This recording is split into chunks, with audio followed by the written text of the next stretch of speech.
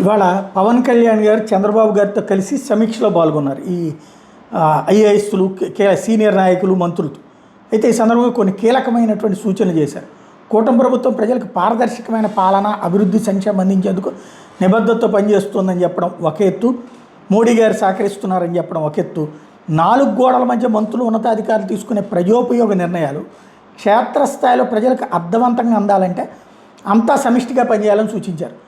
సోమవారం జరిగినటువంటి ఈ మీటింగ్లో ప్రత్యేకంగా మాట్లాడుకోవచ్చు. ప్రభుత్వం ఆర్థికంగా ఇబ్బందులు పడుతున్న ప్రజల అభివృద్ధి, సంక్షేమం విషయంలో రాజీ పట్టడం లేదు. కేంద్ర ప్రభుత్వం సహకారం తీసుకుని అభివృద్ధి పనులు చేపడుతున్నాం. ఇట్లాంటి పరిస్థితుల్లో ప్రభుత్వ ఖజానా నుంచి ఖర్చు చేసే ప్రతి రూపాయి విలువైంది. పెట్టే ఖర్చు, దానివల్ల అందే ప్రయోజనం ప్రజలకు ఉపయోగపడేలాగా క్షేత్రస్థాయి సిబ్బంది పనిచేయాలి. ప్రభుత్వానికి మంచి పేరు తీసుకురావాలి. పంచాయతీరాజ్, గ్రామీణాభివృద్ధి శాఖల పరిధిలో గ్రామీణ ప్రాంతాల్లో ప్రజలకు మౌలిక సదుపాయాలు, సౌకర్య కల్పన మీద దృష్టి పెట్టాం. దీంట్లో భాగంగా మొదటి విడత పల్లె పండుగలో 2,500 కోట్లు, పల్లె పండుగ 2లో 5,700 కోట్లు ఖర్చు చేసాం. గిరిజన ప్రాంతాల్లో సౌకర్యాలను మెరుగుపరిచే కార్యక్రమం, అడవి తల్లిబాట పథకానికి 1,005 కోట్లు ఖర్చు పెట్టాం.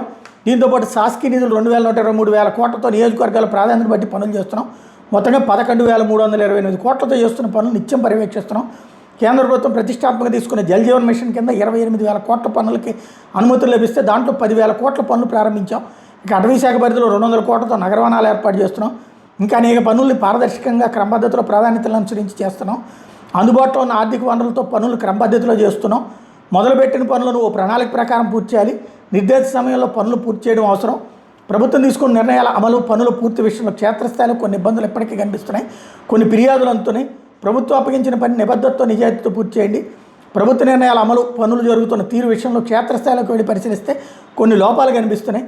దీన్ని అధిగమించాలి. ఉన్నతాధికారులు కింది స్థాయి సిబ్బందికి పనులు పూర్తి విషయంలో దిశానిర్దేశం చేయాలి. నిర్ణయాలు అమలు చేసే బృహత్తర బాధ్యతలు క్షేత్రస్థాయి సిబ్బంది మీదనే ఉన్నాయి. దాన్ని సరైన రీతిలో నిర్వర్తించడం ప్రభుత్వం మీకు తగిన విధంగా సహకరిస్తుందని సూచించారు.